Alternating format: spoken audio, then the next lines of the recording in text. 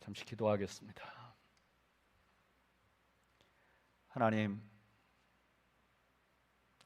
하나님께서 주신 은혜가 큽니다.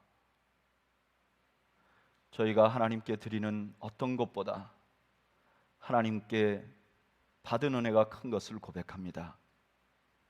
이 예배 시간에 그 하나님께 감사해서 찬양을 올리고 영광을 올립니다. 우리 하나님께서 영광을 받아 주시옵소서.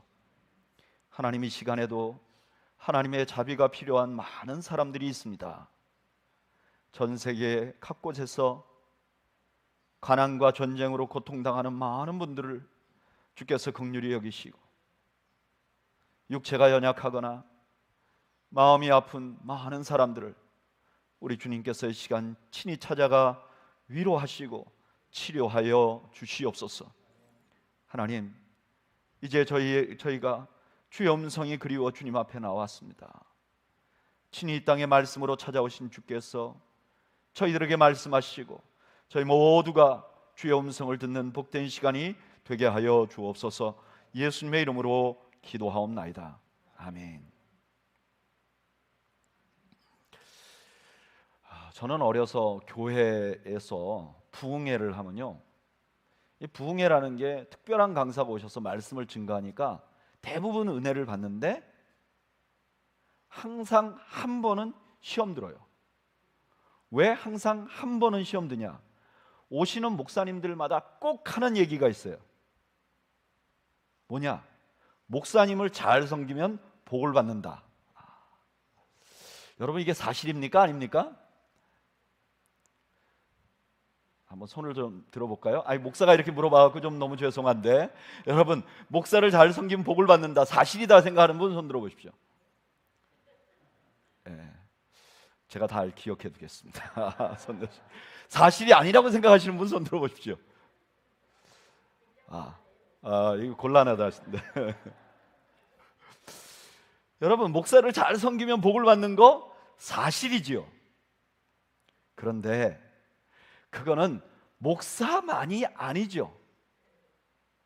누구든지 잘 섬기면, 우리가 누구든지 잘 섬기면 우리가 복을 받는 것이죠. 그죠? 그러니까 목사만을 섬겨야 복을 받는다 그러면 틀린 거죠. 그런데 이런 말씀을 하실 때마다 꼭 자주 인용하시던 말씀이 오늘 우리가 읽은 본문이에요. 오늘 본문이 이렇게 시작합니다. 8절, 여호와의 말씀이 엘리야에게 임하여 이르시되 너는 일어나 시돈에 속한 사르밧으로 가서 거기 머물라. 내가 그곳 과부에게 명령하여 내게 음식을 주게 하셨느니라.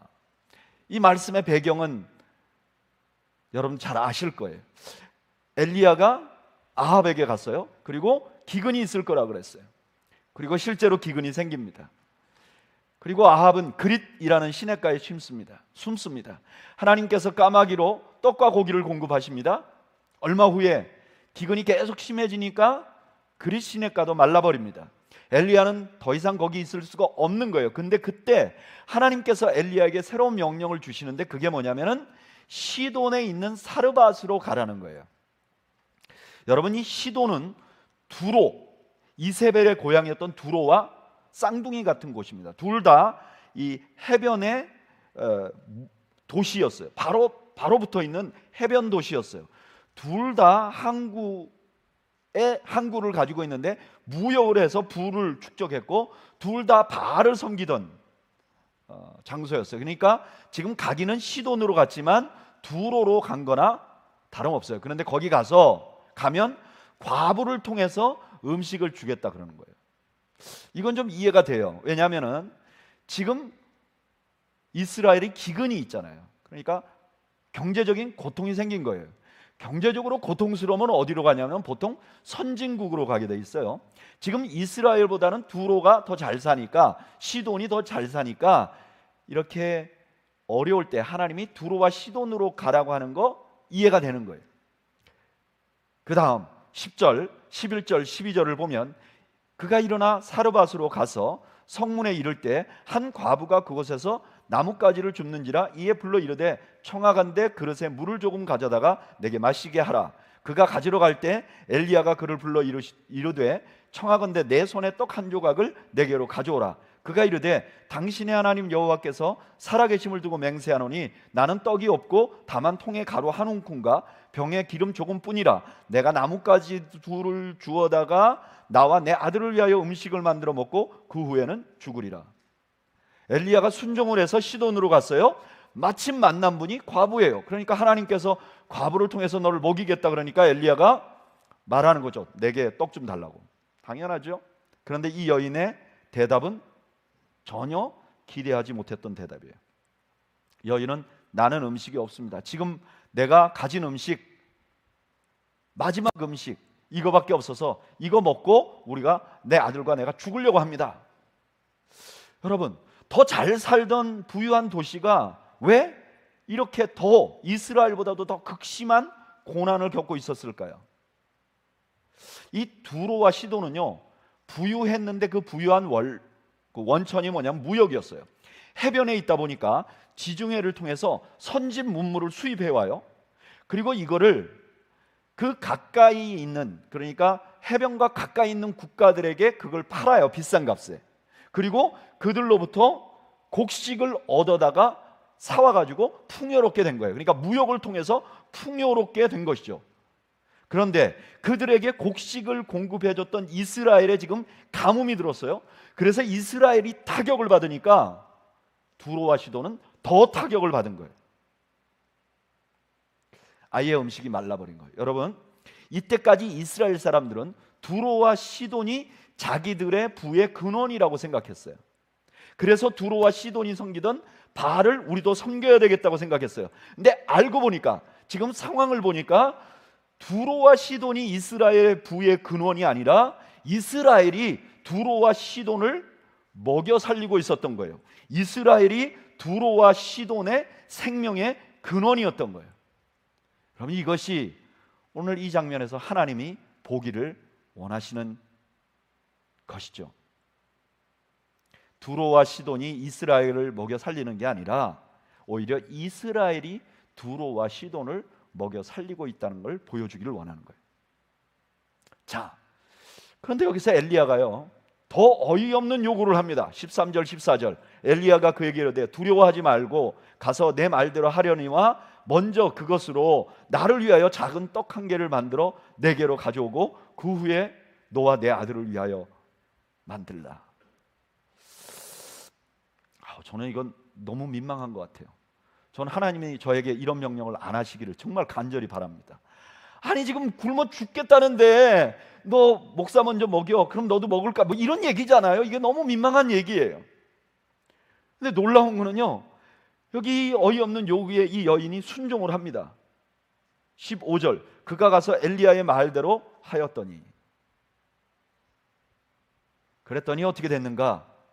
그와 엘리야와 그의 식구가 여러 날 먹었으나 여호와께서 엘리야를 통하여 하신 말씀과 같이 통에 가루가 떨어지지 아니하고 병에 기름이 없어지지 아니하니라.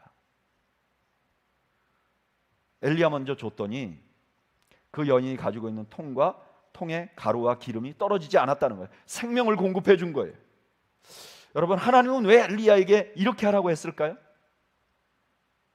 정말 목회자를 섬기면 잘 산다는 걸 알려주기 위해서일까요?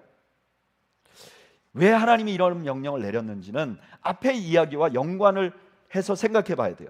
여러분, 하나님은 이스라엘이 시돈이 더 비참해진 것을 보면서 시돈이 이스라엘의 공급자가 아니고 이스라엘이 오히려 시돈의 공급자였다는 것을, 이스라엘의 본질을 알게 해줬단 말이에요. 그러면 이런 질문이 생겨요. 아니 이스라엘은 어떻게 그들의 공급자가 될 수 있었는가? 이스라엘이 잘나서 그런가? 아니요.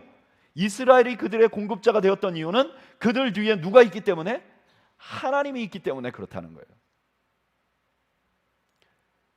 그렇다면 이제 본문에서 엘리야에게, 과부에게 그런 요구를 하게 하신 하나님의 뜻을 또 하나 알게 되는 것이죠. 선지자를 섬기면 잘 산다는 걸 알려주는 게 아니라 시돈이 이스라엘 공급자도 아니고 이스라엘이 시돈의 공급자도 아니에요. 궁극적인 참 공급자는 하나님이시라는 것을 알게 하려고 하는 것이죠. 여러분 믿으십니까? 그리고 그 하나님이 이스라엘을 통해서 두로와 시돈과 그 주변의 모든 국가에게 복을 주고 있는 거예요. 생명을 주고 있는 거예요. 풍요를 주고 있는 거예요. 이 열왕기서가 쓰여질 당시의 사람들은 그 정도를 볼 수 있었습니다. 하나님이 모든 풍요의 근본이고 하나님의 백성을 통해서 그 풍요를 온 세상에 주고 계시다는 것을 보라 하는 메시지를 들을 수 있었습니다. 그런데 이 일이 있은 후에 한 840년, 850년 뒤에 바로 이 장면에 대해서 예수님이 이렇게 설명을 하십니다. 누가복음 4장 24절에서 26절까지 우리 다 같이 한번 읽어보겠습니다. 이 말씀은 누가복음 4장 24절에서 26절까지 한번 읽어보죠. 시작. 또 이르시되 내가 진실로 너희에게 이르노니 선지자가 고향에서는 환영을 받는 자가 없느니라. 그 다음에 25절 읽어보죠. 시작. 내가 참으로 너희에게 이르노니 엘리야 시대에 하늘이 3년 6개월간 닫히어 온 땅에 큰 흉년이 들었을 때에 이스라엘에 많은 과부가 있었으되 26절 읽어보죠. 시작. 엘리야가 그중 한 사람에게도 보내심을 받지 않고 오직 시돈 땅에 있는 사렙다의 한 과부에게 뿐이었으며. 아멘. 지금 예수님은요 엘리야를 자기를 보여주는 하나의 그림자였다고 설명을 해요. 그런데 자기의 어떤 모습을 보여주고 있다는 것을 알려주는가? 엘리야가 죽음을 앞둔 사렙다 과부에게 생명을 준 것처럼 예수님께서 이 땅에 오신 것은 죄로 죽을 사람들에게 생명을 주러 오신 분이라는 것을 알려주는 그림자였다는 것을 지금 예수님이 설명해 주고 있는 거예요. 여러분 별로 놀라지 않는 것 같은데 다 알고 있었던 일인가요? 여러분 그런데 이것은 사실이잖아요. 예수님은 이 땅에 죽어가는 영혼들을 위하여, 죽은 세상을 위하여 생명을 주러 오신 분이십니다. 여러분 믿으십니까? 왜 그런가? 예수님은 원래부터 태초부터 생명이셨어요. 우리 요한복음 1장 1절부터 한번 읽어보겠습니다. 너무나 중요한 말씀이 한번 읽어볼까요? 요한복음 1장 1절 읽어보죠. 시작. 태초에 말씀이 계시니라. 이 말씀이 하나님과 함께 계셨으니 이 말씀은 곧 하나님이시니라. 2절 읽어보죠. 시작. 그가 태초에 하나님과 함께 계셨고 3절 시작. 만물이 그로 말미암아 지은 바 되었으니 지은 것이 하나도 그가 없이는 된 것이 없느니라. 4절 그 안에 생명이 있었으니 이 생명은 사람들의 빛이라. 아멘. 요한복음 1장 1절부터 4절까지는 예수님에 대해서 설명하는 거예요. 예수님이 누구시냐? 생명이셨어요. 그래서 온 세상 만물은 다 예수님으로 인해서 존재하게 된 거예요. 그런데 이렇게 예수님으로 인해서 존재하게 된 세상에 인간이 죄를 지어요. 그래서 죄가 이 세상에 들어오게 돼요. 그게 로마서 5장 12절부터의 설명이에요. 그러므로 한 사람으로 말미암아 죄가 세상에 들어오고 죄로 말미암아 사망이 들어왔나니 이와 같이 모든 사람이 죄를 지었으므로 사망이 모든 사람에게 이르렀느니라. 인간이 죄를 짓고 사망이 우리에게 이르렀다는 것은 우리 모두가 다 죽을 운명에 놓여 있다는 거예요. 그리고 사망에게 이끌려 다니면서 죄를 져요. 그래서 세상이 망가져 버린 거예요. 우리 인간만 망가진 게 아니라 세상 만물이 다 망가졌어요. 그래서 로마서 8장 22절에 이렇게 말해요. 피조물이 다 이제까지 함께 탄식하며 함께 고통을 겪고 있는 것을 우리가 아느니라. 지금 기후변화가 생겨서 이렇게 어렵잖아요. 근본을 따져보면 다 죄 때문에 그런 거예요. 인간의 욕심. 그렇죠? 이 망가진 세상을 회복시킬 수 있는 분은 온 세상에 단 한 분밖에 없어요. 원래 생명이었던 그분밖에 그렇게 할 수가 없는 거예요. 그래서 예수님께서 이 땅에 오셔서 뭐라고 말씀하시는가? 이렇게 말씀하셨어요. 요한복음 14장 6절 예수께서 이르시되 내가 곧 길이요 진리요 생명이니 나로 말미암지 않고는 아버지께로 올 자가 없느니라. 길이요 진리요 생명이라는 것은 더 앞에다 더라는 정관사가 붙어 있는 말이죠. 그러니까 나는 오직 유일한 길이요 오직 유일한 생명이요, 이렇게 말씀하시는 거죠. 그래서 예수님께서 오신 거예요. 근데 오셨는데 세상은 처음 창조하던 때와 달라요. 왜냐하면 죄의 지배를 받고 있어요. 근데 죄는 항상 사망을 원해요. 죄는 대가로 사망을 주지 않으면 안 되는 거예요. 그래서 예수님께서 이 땅에 오셔서 우리에게 생명을 주시기 위하여 죽으셨어요. 사망 안에 들어가신 거예요. 이거를 예수님이 우리가 이해하기 좋게 어떻게 설명하셨는가? 요한복음 6장 52절 51절 우리 한번 읽어볼까요? 요한복음 6장 51절 읽어보죠. 시작. 나는 하늘에서 내려온 살아있는 떡이니 사람이 이 떡을 먹으면 영생하리라. 내가 줄 떡은 곧 세상의 생명을 위한 내 살이니라 하시니라. 아멘. 떡이 사람에게 먹히면 떡은 없어지잖아요. 없어지면서 우리에게 생명을 주듯이 예수님께서 십자가에 죽으시고 그 죽음을 통해서 우리에게 생명을 주시겠다는 거예요. 그런데 예수님이 주시는 생명은 그냥 겨우 생명을 살려놓는 것이 아니에요. 우리에게 주시는 생명은 우리를 풍성하게 하시는 생명이세요. 요한복음 10장 10절 우리 다 같이 한번 읽어볼까요? 읽어보죠. 시작. 도둑이 오는 것은 도둑질하고 죽이고 멸망시키려는 것뿐이요 내가 온 것은 양으로 생명을 얻게 하고 더 풍성히 얻게 하려는 것이다. 여러분, 우리 예수님은 우리에게 참 생명을 주러 오신 분이심을 여러분 믿으시기를 바랍니다.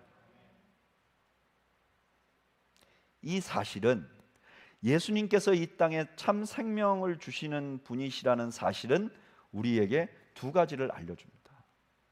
뭘 알려주는가? 첫째는 하나님께서 모든 풍요의 근본이라는 걸 알려줘요. 마치 엘리야가 사렙다 과부에게 생명을 살 수 있도록 해주시는 것이 하나님께서 이스라엘과 온 세상의 풍요의 근본인 것을 알려주듯이 예수님이 생명 자체가 되셔서 이 땅에 오셔서 우리에게 생명을 주는 이 사건은 우리 하나님이 모든 세상의 풍요의 근본이라는 것, 우리에게 모든 것을 공급해 주시고 있다는 사실을 알려주고 있는 것이에요. 여러분, 하나님이 우리에게 모든 것을 공급해 주시고 계십니다. 내 건강, 내 재산, 내 가족 모두 하나님이 주셨어요. 여러분 믿으십니까? 어떤 분들은 이렇게 생각해요. 아니죠. 내가 애써서 이루었죠.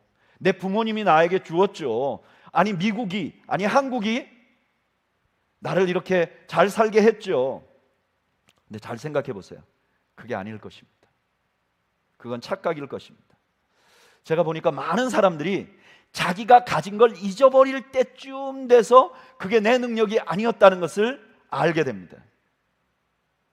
제가 한국에 사는 동안 많은 직장에서 퇴직하는 사람들을 만났어요. 나름대로 성공적으로 산 사람들이에요. 나름대로 자신만만하던 사람들이에요. 근데 정년 퇴직을 하고 할 때까지도 나름대로 자신만만해요. 내가 퇴직을 하지만 이걸 하면 이게 막 계획을 많이 세워요. 근데 한 2, 3년 후에 만나보면요, 다는 아니지만 많은 사람이 풀이 죽어 있어요. 그리고 그분들이 신실한 크리스찬이라면 동일하게 고백하는 말이 있어요. 그게 뭔지 아세요?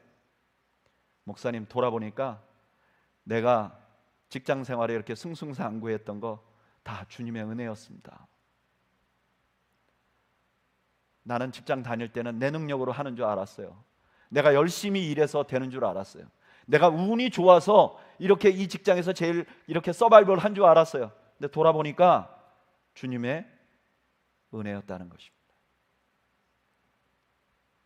저는 오늘 예배에 나오신 여러분들이 여러분들에게 하나님이 주어진 것을 잃어버리기 전에 모든 것이 하나님의 은혜였다는 것을 깨닫는 축복이 있으시기를 주님의 이름으로 축원드립니다. 진정한 축복은 이거예요. 교회에 나와서 받는 진정한 축복은 내게 주어진 것이 하나님으로부터 주어졌다는 것을 아는 것이죠. 내가 이걸 잊어버리기 전에. 이걸 알게 되면 그 다음부터 어떻게 되느냐? 입에서 감사가 나오는 거예요. 내 삶의 불평거리를 보는 게 아니라, 내 가정의 불평거리를 보는 게 아니라 감사거리를 보는 거예요. 그리고 나도 모르는 사이에 입에 찬송가가 나오는 거예요. 흘러나오는 거예요. 저는 그런 축복이 여러분들에게 있기를 바랍니다. 또 하나, 예수님이 이 땅에 참 생명이라는 것을 통해서 우리에게 알려주고 있는 중요한 진리는 우리가 세상을 풍요롭게 하고 있다는 것입니다. 마치 지금 이 엘리야의 사건이 이스라엘에게, 야, 너희들이 누군 줄 좀 똑바로 알아. 시돈과 두로가 너희들을 풍요롭게 하는 게 아니라 너희들이 시돈과 두로를 풍요롭게 하고 있는 것이야 라고 주는 메시지처럼 우리가 세상을 풍요롭게 하고 있는 자라는 것을 알려주세요. 여러분, 오늘날 이스라엘은 누구죠? 오늘날 이스라엘은 바울이 이렇게 대답합니다. 디도서 2장 14절, 그가 우리를 대신하여 자신을 주심은 모든 불법에서 우리를 속량하시고 우리를 깨끗하게 하사 선한 일을 열심히 하는 자기 백성이 되게 하려 하십니다. 교회라는 거예요. 여러분, 교회는 무엇이냐? 교회는 세상을 풍요롭게 하는 자들이라는 거예요. 이거를 사도 바울은 이렇게 표현합니다. 에베소서 1장 23절, 교회는 그의 몸이니 만물 안에서 만물을 충만하게 하시는 이에 충만합니다. 만물 안에서 만물을 충만하게 하시는 이는 누구죠? 예수님이시죠. 근데 그 예수님의 충만함이 교회라는 거예요. 하나님께서는 교회를 통해서 세상을 풍성하게 하려고 하신다는 거예요. 이 지역에 여기 교회가 하나 생겼잖아요. 우리 그레이스밸리 교회가 생겼으면 하나님의 뜻은 이 주변이 우리로 인해서 풍요롭게 되기를 원하신다는 거예요. 이거는 교회라는 이름의 그룹뿐만 아니라 하나님 백성 모두의 정체성이에요. 여러분, 우리가 어디에 서 있든지 우리 주변을 풍요롭게 하는 존재들이에요. 우리가 있음으로 이미 우리 주변이 풍요롭게 되는 거예요. 여러분들 각자가 우리 그레이스밸리 교회에 옴으로 우리 그레이스밸리 교회가 풍요로워지는 거예요. 여러분들이 어떤 사람과 결혼해서 가정을 만들잖아요. 그러면 그 만들어진 가정이 여러분들을 통해서 풍요롭게 되는 거예요. 여러분들의 표정이 다 안 믿어진다는 표정이지만 이거는 사실이에요. 우리의 정체성이에요.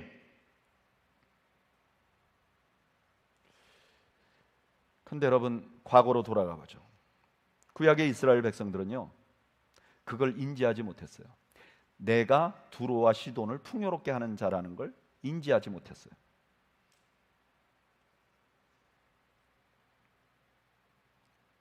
그때부터 문제가 생긴 거예요.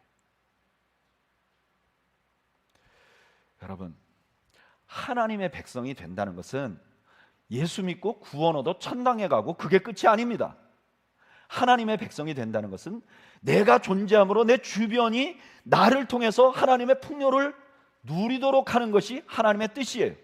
하나님께서 맨 처음 아브라함을 불렀을 때 하나님의 뜻은 아브라함 자체가 세상의 모든 복을 끌어들여서 자기 혼자 누리는 게 아니라 아브라함을 통해서 아브라함이 가는 곳곳마다 하나님의 그 풍요가 넘치도록 하는 것이 하나님의 뜻이었어요. 우리는 이미 세상을 풍요롭게 해야 되는 존재이기 때문에 우리가 그런 존재임을 드러내야 해요. 그리고 그런 존재로서의 우리의 삶을 프랙티스 해야 돼요. 구약의 이스라엘 백성들이 그걸 잊어버리고 저들로부터 내가 복을 받아야지 라고 생각하는 순간부터 우상 숭배를 했던 거예요. 마찬가지로 오늘 너무나 많은 크리스찬들이 내가 세상을 풍요롭게 하는 사람이라는 걸 모르니까, 그리고 그거를 잊어버리니까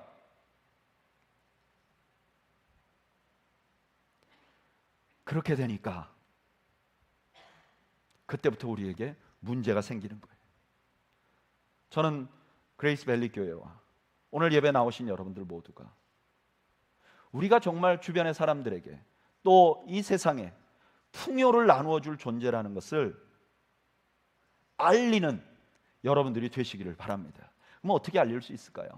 첫째, 가장 좋은 방법은요, 전도하는 거예요. 전도하는 거예요. 여러분, 교회는요, 이 땅에서 하나님의 그 우주를 경영하는 원리와 구원의 길을 알고 있는 유일한 곳입니다.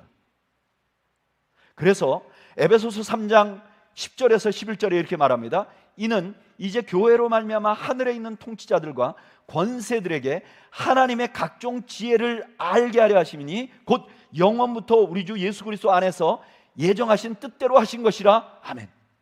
교회는요, 이 땅의 통치자들과 권세자들, 굉장히 지혜롭고 똑똑한 모든 사람들에게 하나님의 지혜를 알려줄 수 있는 유일한 곳이에요. 이걸 알려줘야 돼요. 그래서 교회는요, 복음을 전해야 합니다. 다시 말하면 전도를 해야죠. 그리고 하나님의 세상을 경영하는 방법, 십자가의 원리를 알려주어야죠. 안타까운 것은 지금 교회들이 복음 전하는 것을 잊어버렸어요. 부끄러워해요. 지금 성도들이 복음 전하는 것을 부끄러워해요.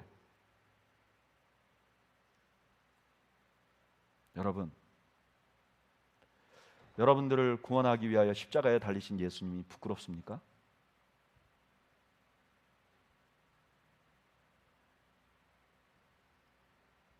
너무나 답답해요.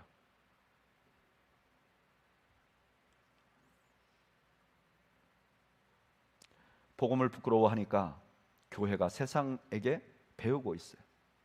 마치 이스라엘이 두로와 시돈에서 배우듯이 그렇게 하는 거예요. 한때 한국에서 교회를 비난하기 위해서 가장 많은 사람들이 사용했던 문구가 있어요. 이런 말이죠. 교회는 그리스로 이동해서 철학이 되었고, 로마로 옮겨가서 제도가 되었고, 유럽으로 가서 문화가 되었고, 미국으로 와서 기업이 되었다. 그런데 그 교회가 한국으로 와서는 대기업이 되었다.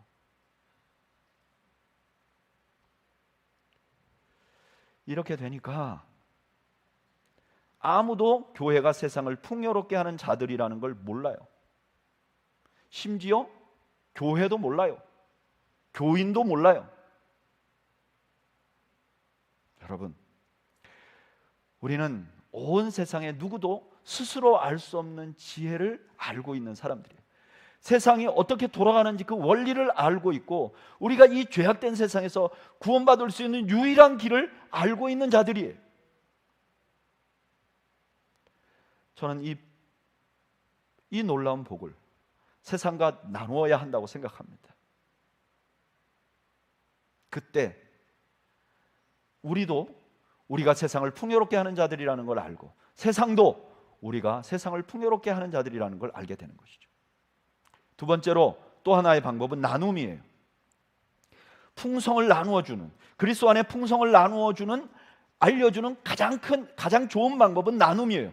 그래서 예수님께서도 이스라엘 백성들과 함께 예수님이 이 땅에 있을 때 오병이어의 기적을 행했잖아요. 그 오병이어의 기적을 행한 이유가 뭐죠? 우리 주님께서 풍요라는 것을 보여주기 위해서 나눔을 하신 거예요. 그래서 교회는요, 아주 초기 교회에서부터 계속해서 나눔을 강조해 왔어요. 왜냐하면 우리가 세상을 풍요롭게 하는 존재들이기 때문에 그걸 보여줄 수 있는 유일한 길이, 아주 좋은 길이 나누는 거기 때문에 그래요. 그래서 갈라디아서 2장 10절에 사도 바울이 이렇게 말해요. 다만 우리에게 가난한 자들을 기억하도록 부탁하였으니 이것은 나도 본래부터 힘써 행하여 왔노라. 교회는 생길 때부터 가난한 자들을 섬겼어요. 여러분, 특별히 우리가 떠나온 한국 교회가 그랬어요. 초기에 한국 교회가 한국에 막 세워질 때 모든 한국에 있는 사람들이 교회는 무언가 나누어 줄 수 있는 풍요의 근본이라고 생각했어요. 한국에서, 전쟁 후에 한국에서 교회는 풍성을 나누어 주는 상징이었어요. 근데 어느 순간부터 교회가 막 커지면서 교회가 교회를 풍성하게 하는, 교회가 교회를 일구는, 교회가 교회를 홍보하는 데 집중하기 시작하면서 사람들은 교회가 풍요였다는 사실을 잊어버렸어요. 그리고 교회도 우리가 세상의 풍요였다는 사실을 잊어버렸어요.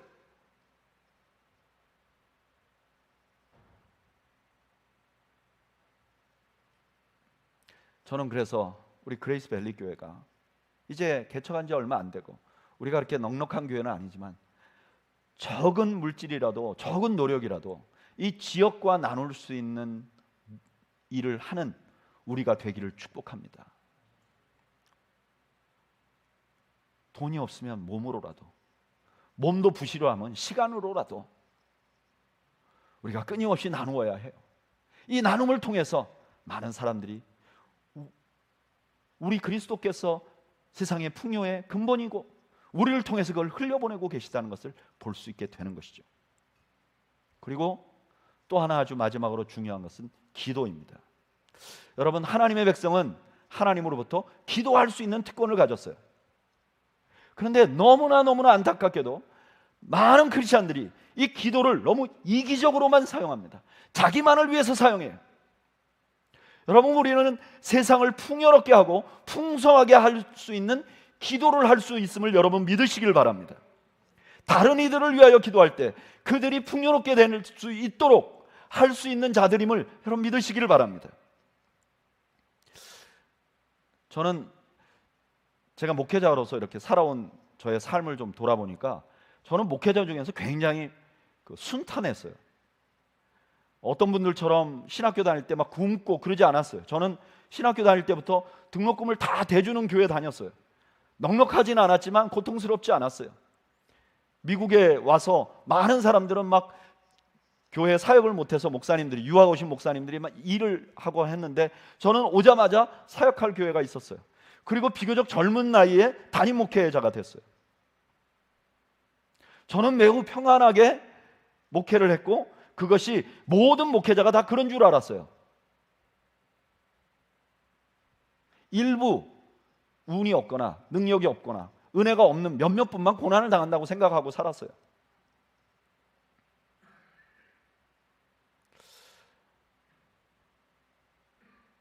제가 한국에 가서 저희 어머니가 한 몇 년간 치매를 앓았어요. 어머니의 치매가 시작될 즈음에 공교롭게도 제가 목회가 좀 어려움이 생겼어요.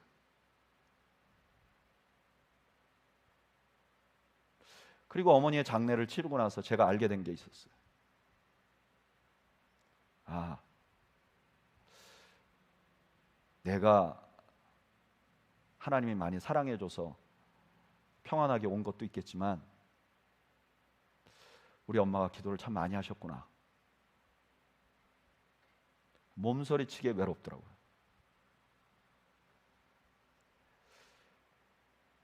지금은 저희 어머니는 돌아가셨지만 우리 장인 장모님이 저를 위해서 기도를 많이 하세요. 제가 느껴요. 제가 자라오던 세대보다 지금 자라오는 세대는 훨씬 더 힘든 삶을 사는 것 같아요. 제가 최근에 어떤 분하고 대화를 하다 보니까 지금 이 코로나 상황 때문에 어린 아이들이 이 스트레스를 많이 받아서 정신과 진료를 받는 아이들이 굉장히 많대요. 어른들도 많은데 어린 아이들이 굉장히 많대요. 저는 미국에서 아이들을 키우는 것이 그렇게 만만한 일이 아니라고 생각합니다. 우리 주변에 특별한 그런 일이 없어서 대부분이 평안하다고 생각하는 사람들도 있지만 굉장히 어려운 위협 가운데서 우리 아이들이 살아가고 있습니다. 우리가 학교 다닐 때 겪었던 일과 지금 아이들이 학교에서 겪는 일은 차원이 다릅니다. 저는 그런데 왜 우리 부모님들이 기도를 안 하는지 모르겠어요. 그냥 밥 먹을 때 하는 기도 말고 말이죠. 자기 전에 잠깐 기도하는 거 말고 말이죠. 꿇어 앉아서 자식을 위해서 진을 치고 견고한 진을 치고 우리가 기도해야 되지 않겠습니까? 어린 아이들을 둔 부모님들은 PTA 모여가지고 하나님 우리 아이들을 영적으로 보호해달라고 견고한 진을 치고 대적하면서 기도해야 되지 않겠습니까? 관연한 자식들을 둔 부모님들, 우리도 기도해야 되지 않겠습니까? 이들이 좋은 가정을 이루고 그들의 가정에 어려움이 생기지 않도록 우리가 기도해야 되지 않겠습니까? 자식을 위해서 기도하는 일도 헌신을 안 하는데 교회를 위해서, 지역을 위해서, 선교를 위해서 기도한다고 하는 것을 우리가 어떻게 믿겠습니까? 여러분, 저는 우리 교회가 기도의 큰 교회가 되기를 소망합니다. 숫자가 적어도 기도는 많이 할 수 있잖아요. 능력이 없어도 기도는 열심히 할 수 있잖아요. 하나님은 나를 통해서 우리 가정에 주님의 풍요를 주시기를 원하십니다. 여러분 믿으십니까? 기도하세요. 하나님은 여러분들 각자를 그레이스밸리 교회에 세워놓으시고 여러분들 각자를 통해서 우리 그레이스밸리 교회가 풍요롭게 되기를 원하십니다. 믿으십니까? 기도하세요.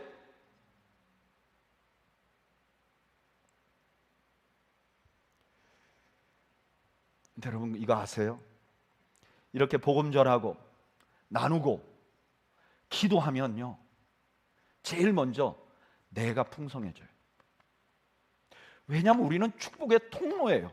그러니까 우리는 흘려보내는 동안 우리가 꽉 차는 거예요.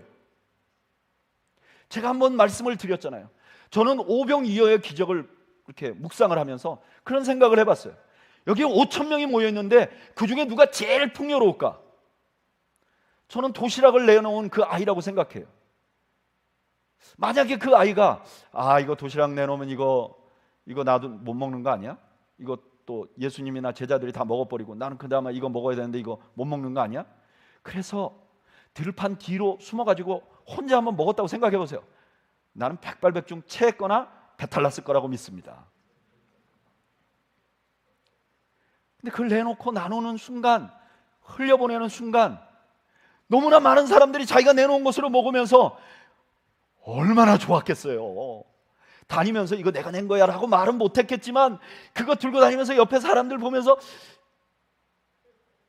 얼마나 좋았겠어요. 나머지 사람은 빵과 고기만 먹었지만 이 아이는 빵과 고기와 은혜를 먹었을 거 아닙니까? 더 놀라운 거는 뭔지 아세요? 그 오병이어의 기적이 예수님이 누구신지를 드러내는 기적이에요. 그러면 그 기적 속에서 누가 예수님을 드러내고 있습니까? 누가 예수님의 모델 역할을 하고 있습니까? 그 어린아이예요. 여러분, 우리의 본질을 봅시다. 우리는 그냥 나만 먹고 살기 위해서 복음을 주신 것이 아니에요. 우리는 하나님의 새로운 백성으로 세우시고 우리를 통해서 주변의 많은 사람들을 복되게 하고 있는 존재입니다. 우리가 그것을 나눌 때 우리가 먼저 풍요로워질 뿐만 아니라 나도 모르는 사이에 내가 그리스도의 향기를 나타낼 수 있는 줄로 믿습니다. 저는 우리 그레이스밸리 교회가 이런 교회가 되기를 원합니다. 하나님의 풍요를 세상에 흘려보내는 것을 사람들이 알고 우리가 그것 때문에 행복하고 만족한 교회가 되기를 간절히 소망합니다. 우리 그런 마음을 가지고 찬양을 한 곡 드리면 좋겠어요. 이 찬양의 가사를 보면 이렇죠. 감사해요 깨닫지 못했는데 내가 얼마나 소중한 존재라는 것을. 우리가 얼마나 소중한 존재라는 걸 자꾸 잊어버리고 산다는 거예요. 그런데 이 뒤에 보면 이렇게 말해요. 주께서 택하시고 이 땅에 심으셨네. 또 하나의 열매를 바라시며 나를 통해서 또 하나의 열매를 기대하신다는 거예요. 우리 이 찬양을 드리면서 주님, 내가 그동안 나만 생각하고 살았는데, 나만 먹고 살기 위해 살았는데 이제 내가 흘려보내는 자가 되게 해주시고 내가 이제 그 하나님이 나에게 주신 그 본질을 깨닫고 그 본질에 걸맞는 삶을 살 수 있도록 하나님 나를 도와주십시오. 소원하면서 우리 찬양 드리겠습니다. 감사해요 감사해요 깨닫지 못했었는데 내가 얼마나 소중한 존재라는 걸 태초부터 지금까지 하나님의 사랑을 항상 날 향하고 있었다는 걸 고마워요. 그 사랑을 가르쳐준 당신께 주께서 허락하신 당신께 그리스도의 사랑으로 더욱 섬기며 이제 나도 세상에 전하리라. 당신은 사랑받기 위해 그리고 그 사랑 전하기 위해 주께서 택하시고 이 땅에 심으셨네. 또 하나의 열매. 당신은 사랑받기 위해 그리고 그 사랑을 전하기. 우리 옆에 사람을 축복하면서 옆에 사람을 축복하시죠. 얼굴을 좀 보시고 서로를 축복하면서 그리고 그 사랑 전하기 위해 전하기 위해 주께서 택하시고 이 땅에 심으셨네. 또 하나의 열매를 바라시며. 우리 한번 기도할까요?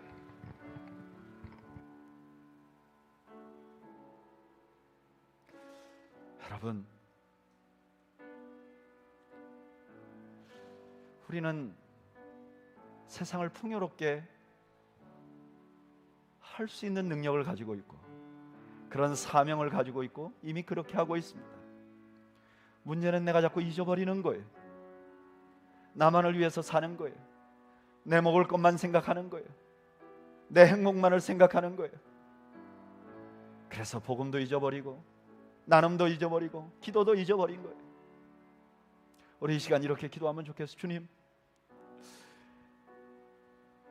내가 복음을 흘려보내는 자가 되었다는 사실을 잊지 않게 해 주옵소서. 내가 끊임없이 복음을 흘려보내고 끊임없이 나눔을 흘려보내고 끊임없이 기도를 흘려보낼 수 있는 내가 되게 해 주옵소서.